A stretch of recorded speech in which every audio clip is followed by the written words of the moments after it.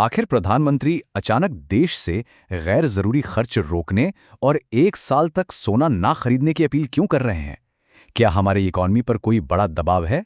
Dollar के मुकाबले रुपए का लगातार कमजोर होना और इस बैंकिंग क्राइसिस का सोने की खरीद से आखिर क्या सीधा कनेक्शन है?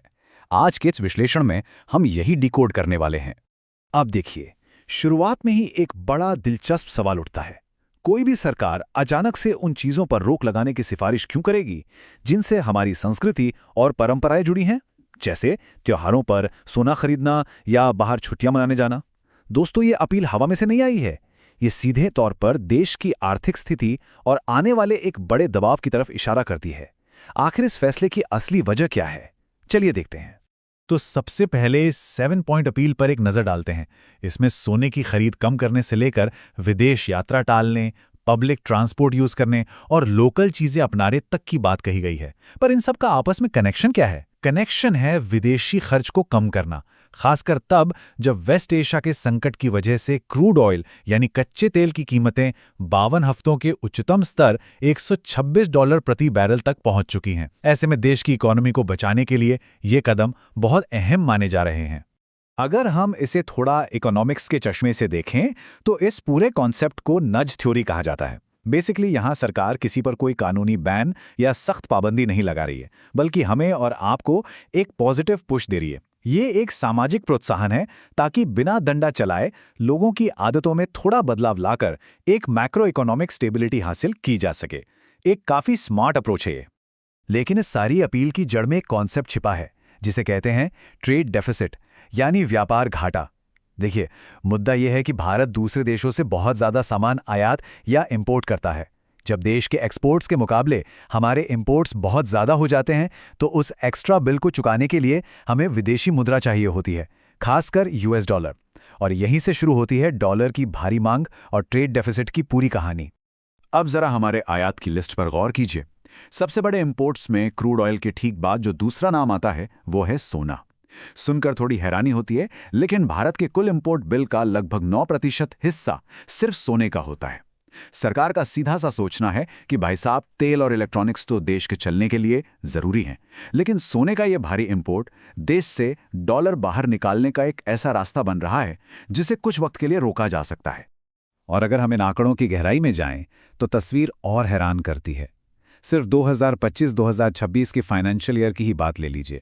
भारत ने फिजिकल गोल्ड इंपोर्ट करने पर करीब $71.98 बिलियन खर्च किए, यानी लगभग 6 लाख करोड़ रुपए।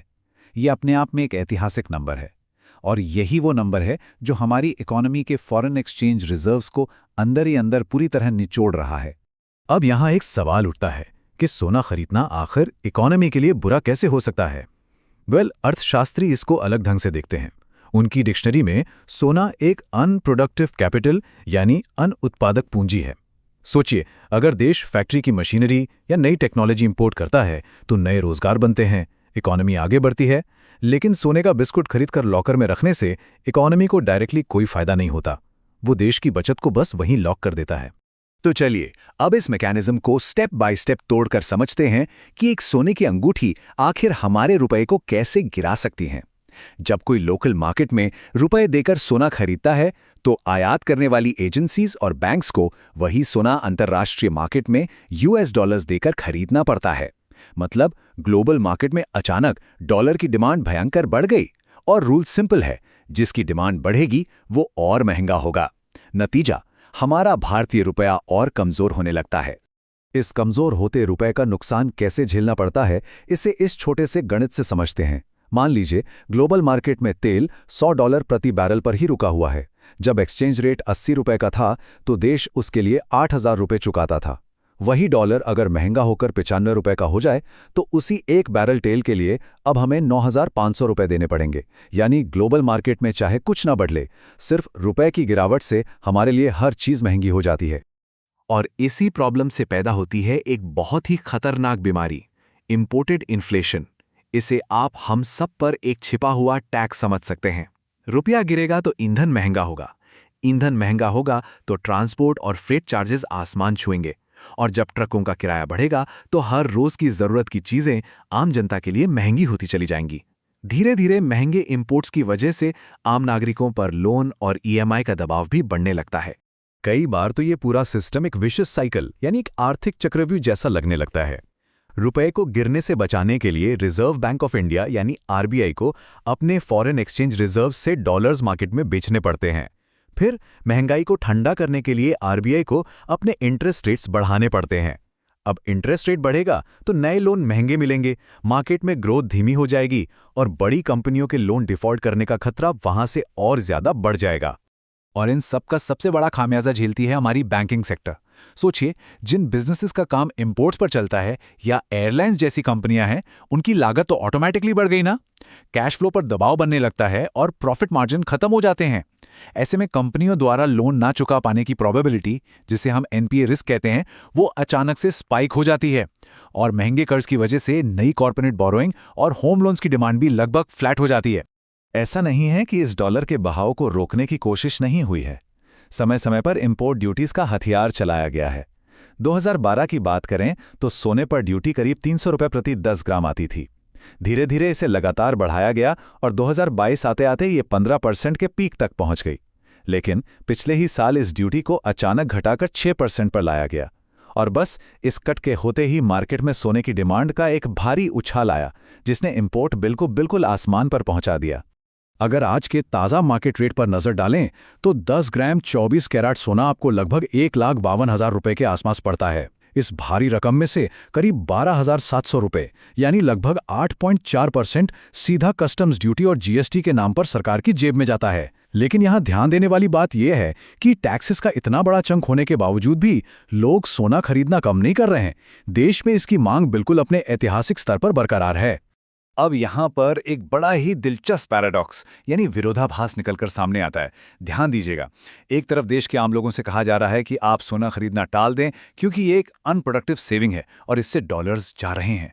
लेकिन दूसरी तरफ हमारा अपना आरबीआई अपना गोल्ड रिजर्व लगातार बढ़ा रहा है। आज की डेट में आरबीआई के टोटल रिजर्व्स का 16.7% हिस्सा सिर्फ सोना है। ऐसा इसलिए क्योंकि एक सेंट्रल बैंक के लिए सोना ग्लोबल आर्थिक अस्थिरता के खिलाफ एक बेहद मजबूत सुरक्षा कवच या हेज माना जाता है।